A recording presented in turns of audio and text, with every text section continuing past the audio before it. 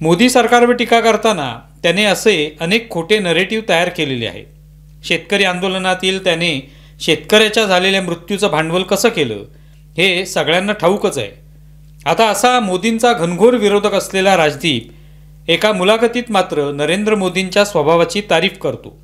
काय कारण आहे त्यामागचं? राजदीपने एका वाहिनीला दिलेल्या मुलाखतीत म्हटलं की मला कर्करोगाचं निदान झाल्यानंतर मला एके दिवशी फोन आला।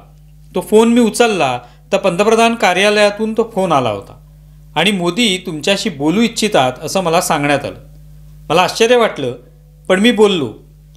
मोदी माझ्याशी जवळपास अर्धा तास बोलले। कर्करोगाच्या या काळात काय केलं पाहिजे, कशी दिनचर्या असली पाहिजे वगैरे बद्दल मोदींनी राजदीपला मार्गदर्शन केलं। यानंतर राजदीप म्हणतो की त्याला त्याच्या मुलानं सांगितलं की नेता हा असा असला पाहिजे। राजदीपने दिलेली ही कबुली महत्त्वाची आहे। अर्थात राजदीप हे मात्र खोटे बोललेले नसणार।